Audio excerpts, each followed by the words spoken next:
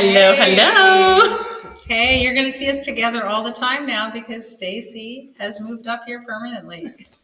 It's so nice. I just find slower pace, driving, the insanity of traffic. I think my commute's about 30 seconds. Yeah. So that's really nice. Yeah, it's really good. I was in the city yesterday and, it reinforces how much stress traffic and lots of people can cause. So keep that in mind when you're, getting frustrated during the day. Is it something in your business or your life, or is it really just the volume of traffic and people that you have to contend with on a daily basis? So yeah, and we work better when we're physically together. Yeah. Like we're at our computers and we're a lot more productive. We can actually, I'm in the middle of doing something and she's right there. I can ask her a question or vice versa, or let's just have a quick conversation about this. It's interesting when you compare that to video calls. Yeah. Right. And you're online and obviously we, connected, but it's like, okay, well, we'll, stop this or whatever. We'll go work. And then we'll talk a little bit later. So it's an interesting difference in dynamic. Yeah. And it has helped us fall back in love with our business. Yeah, which is what we're talking about today, right? Because this is the time when, your year winds down and it's a really great time. Last week we talked about, getting prepared for the year ahead and some of the things you can do. But, the best way to do that is to really go back and look at your business and say, hey, what is it that I started? What do I love about this business? And get that going, get that mojo, that groove going so that you can take the time to plan. So number one is really what we just talked about, which is number one, we've got 10. We always like to talk in numbers. Number one is really discovering your why, rediscovering your why. Why did you do this? Remember why. Remember what you were thinking when you first started your business, or maybe why you developed a specific service or product, or why you're doing something new, because we've also talked a lot about that as well. Yeah, so one of the great ways to do this is really to do a vision board. For those of you who haven't done them in the past, I believe in our networking next month, November, or is it October, end of October? November 1st. November 1st, we are doing a vision board piece. Linda Stanko is doing it. And that's a really great way to, if you've already done one, to bring it with you, right? And look at it and go, did I move in that direction? Because this is what my business was supposed to be about. Did I actually do it? This is what I thought I'd love. Or do I need to do a new one and go, you know what? There are some things I didn't quite love about it. And I want to fall back in love with my business. So what do I need to do? And that's the what. And I think that's what vision boards are really good with, is understanding the why. And the why usually doesn't change year to year, but the what sometimes does, which is why it's really important to continue to do vision boards every year. Look at the what you're going to do so that your why drives the what. Yeah. And number two, a philosophical moment, is revisit your wins. And why do we want to do that? Because sometimes, when you get really angry at your business or you're getting frustrated with it and you're like, why am I doing this? It's really great to look back and go, well, where were my wins last year? What did I do great? Where were my success stories? What can I remind myself how great this business was, so that I can understand that, I love it and I want to go forward and I want to do more of the same. And we've been doing that for the last couple of months as well. We always look to realign our business, see what worked, what didn't, and go forward. We do that a lot in our Life Map Navigator, which we'll be doing live in January. But in the meantime, it's really great to sit back and go, okay, let me revisit my business and what did I do well? Just to get you a little bit more in love with what you do. Because I think what ends up happening towards the end of the year is we get so involved with the tasks that we sometimes forget to look back on what you have accomplished, right? Look back all the way to January, February. What are some things that worked out really well that maybe with the direction that you went, or the what's and all of that kind of stuff, you went in a slightly different direction. And sometimes when you look back and you go, you know what, that was really great. I really enjoyed that event that I spoke at, or I really enjoyed working with these particular clients. Look at that and see what made that happen. Yeah, it's always a great way to start, right? So number 3, we like Shake things up. I feel like Taylor Swift. Shake it up. Shake it up. Shake it up. Shake it off. Shake things up. What do we mean? We mean change things up. You've been stuck in this routine since January.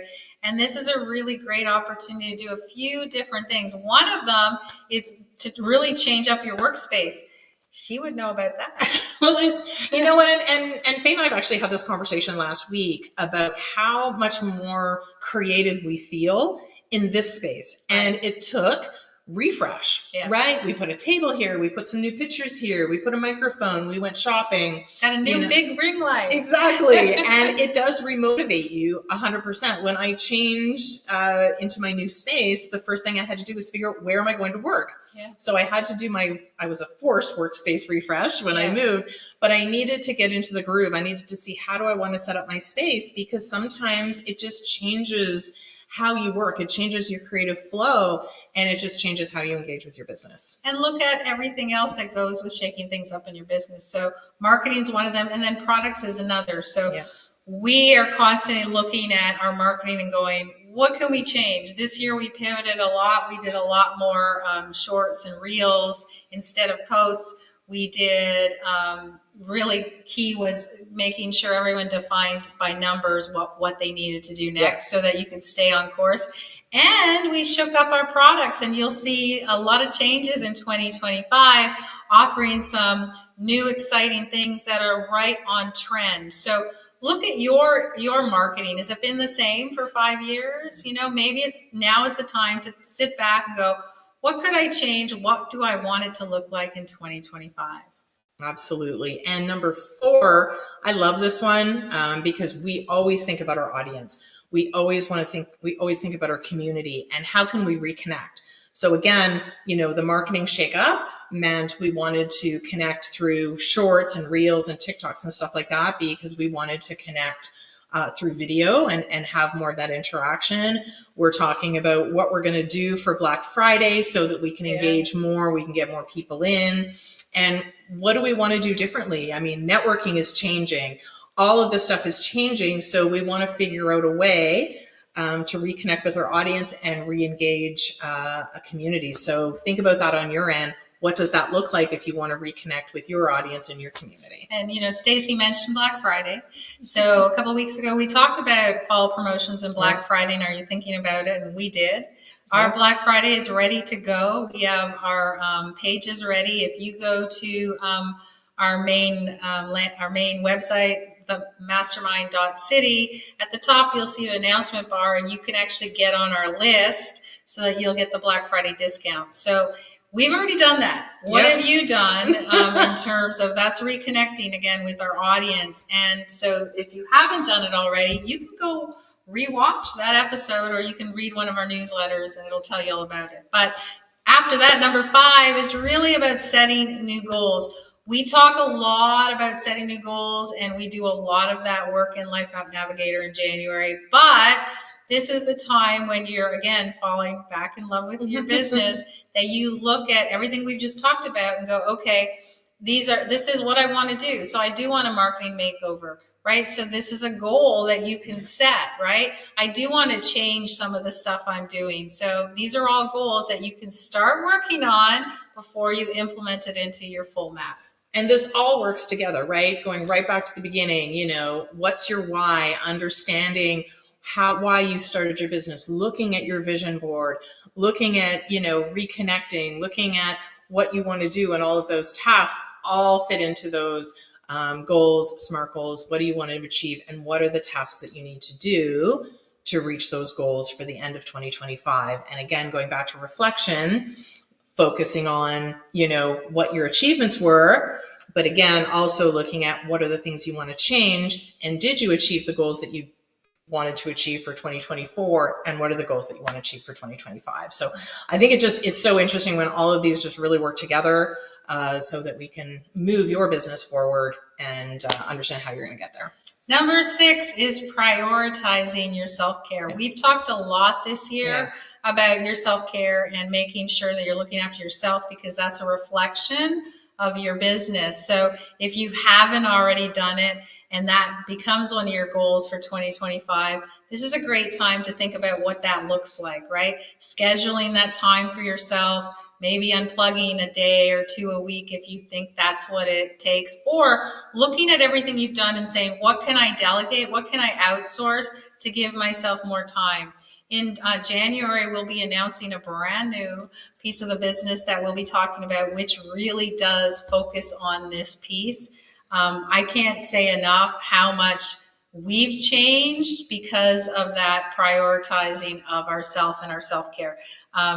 Never been something until this last year that I've really prioritized, but it's made a massive difference to how we feel about the business. So you may or may not see sweaty photos on Instagram. But that's okay. But no, I think it's really important to celebrate those achievements, celebrate those wins. We're always about supporting local. But yes, we have changed the routine, right? We've changed how we focus on our energy, our self-care, our focus on ourselves, and that has made a huge impact on our business. So definitely that recharge time is important. Yeah. And so that flows right into number 7, which is seek inspiration, right? You want to look at anything new that's happening in the industry, anything that's new that's happening in your environment, in your local community. What can you get inspired by to bring that into your business and to bring that into your life? You can attend events, workshops. We're going to focus a lot on that as well. Any podcasts that you've been putting off and you wanted to hear, including ours, you need to go ahead and listen to. Or what about books? There are still books. People still read books. They still read. Now, you can work. We have, if you go to our site, you can see where we have our summaries that you can get for free on certain books, and that will be a start. I'm also going to talk about a book club that we're going to start again in January, but it's a little different. She starts things that I never know. So where is that inspiration coming from? If if you're out and you see something, just, voice message yourself, text message yourself, remind yourself that's what you want to look to do in the future, and then get inspired to do that. And I think it's important because, again, going back to the looking back and seeing maybe where you dipped in the past year, and you don't want to have that same thing happen. Inspiration is everywhere. Even looking at what other businesses are doing that are not related to your industry. Sometimes if you look at those businesses and see what they're doing, you can actually tweak it for your own business. So I guess constantly be on the outlook for what's going on out there. What can you sort of revamp for your own business, and what are other people doing, like I said, outside your industry or inside your industry that you can tweak for yourself, but just always being on the outlook for it. Yeah. Number 9 is really about delegating or outsourcing. We mentioned it earlier, and it's real simple. What do you do? We talked a lot about it, I think 2 weeks ago. What do you just hate doing that drives you crazy and eats up all your time and sucks your energy out of you? Yeah. And what could you do to push that moving forward? Where can you outsource something simple? We talked long about this a couple weeks ago, so you can re-look at that. But then now is, again, to fall in love with your business, you need to get rid of the stuff you hate. Because that does drag you down, unfortunately. I mean, as entrepreneurs, we wear 1,000 hats. Right? We're doing this, we're doing that, we're, accounting and marketing and et cetera, et cetera, et cetera. And sometimes how to, like you said, fall in love with your business is to not do those things, right? Which is really important. So to understand not necessarily what you want to delegate, but what you should delegate to get that off of your plate. So if bookkeeping is not your thing and that really drags you down, and it, once a month just kind of makes you go, oh, I hate doing this, then delegate that, right? If marketing's not your thing, delegate that. If you need inspiration or you need someone to ask, do coaching. We have a live coaching in our community every week, and our clients come to us and say, this is the part of the business I don't like. How can I delegate this? Here are some options for you. If you don't think you can always delegate. It's a lot easier than you think. I mean, if you guys do our signature message, and that's really about personal branding. And a lot of people will ask, well, what do you do? And they don't know. They're not sure what they want to do. They're not sure what they love. So it's real simple. I always ask the question, who are you not willing to be anymore? Right. Who are you not willing to be? Because sometimes that answer is a heck of a lot easier because you know what you don't want to do more than what you want to do. Absolutely. Absolutely. And number 9, related to what we've talked about already, is just gratitude. Like, you're in this business, like, appreciate the aspects of your business. Look back and even write, there's a lot of gratitude journals out there. Write what you love about your business. Show gratitude to your customers. Show gratitude to the people you work with. Show gratitude to the people you've delegated things to. Show gratitude to your community. I think it's such a great place to show that appreciation for where you've been, what you've been able to create, because a lot of us created these businesses from an idea. Right. And it's just a great time to look back on that. And it's good to show gratitude to yourself for sticking with it all year, and to to actually, get yourself off the hook if you didn't do everything you're supposed to do. Because we have a lot of people that have a lot of dreams and they want to do this and they don't go through with them. And it's okay. Show up when you're ready to start again. Right. And so you're grateful that you had the idea. You're grateful that you wanted to do it. Show forgiveness that you fell off the track, and then get back on it and be ready to go. So that brings us to the final one, which is number 10. Very, very important. And this is the one that will make you truly fall in love with your business again, which is remember your impact, right? Remind yourself and your listeners and everyone who's in your community, remind yourself of what has happened. Remind your clients and your community of what they've accomplished in the year with you in the past year. That's huge. And you know what? I think it's really interesting that a lot of people forget about their customer testimonials. Showcase that. Showcase what your customers have accomplished. Showcase the client and the impact that they've had with their own community through what you've been able to help them with, right? Ask them for, to show them or to tell you the impact that they've made so that you can share that with your community as well. So I just think it's a huge opportunity to showcase and remember that you have had impact, your clients have had impact, and it's a great way to fall back in love with your business when you realize that, you know what, I've done this and my client's done this, and look how proud I am of what they've been able to achieve. Now, let me just do a little caveat here. We've given you the top 10. We've said this is a great way for you to fall back in love with your business. If you did all these steps and you're not in love with your business, that means maybe it's time for a shift. Yep, right? Exactly. If you can't honestly say, I loved this, I didn't like this so much, but I love doing this, my vision is still there, I still want to go in that direction, awesome, that's what you need to do. But if you've done all of these 10 things that we pointed out, and you're like, it doesn't feel like I fell back in love, then maybe it's time to cut your losses and move on to the next inspiration. And there's nothing wrong with that. We change all the time. And, it's a great opportunity again in January to join us for Life Map Navigator, because that really will drive into your psyche what you want to do, what kind of business and what kind of lifestyle you want to lead. And maybe that's that point that you haven't put the two together. And that might be why you don't necessarily love your business. But if you've done these 10 points and you're like, wow, I've accomplished a lot, this is great, then great. This is time to move forward and make it bigger and better. Really build a legacy. Yeah, absolutely. And I love that. I love the fact that sometimes you feel like you have to do something or you have to stick with it because you put in this time. No, you don't. If falling back in love with the why you wanted to start a business is important, then maybe a shift to the right business is the direction to go. So, yeah. So, again, I'm just going to remind you that if you go to our site, I don't know when you're listening to this, but if it's close to Black Friday, you can join up on the wait list so you can get in on that one day in the year that we actually discount our membership really highly. But you have to have that code and you have to get in at that time. So go ahead and do that.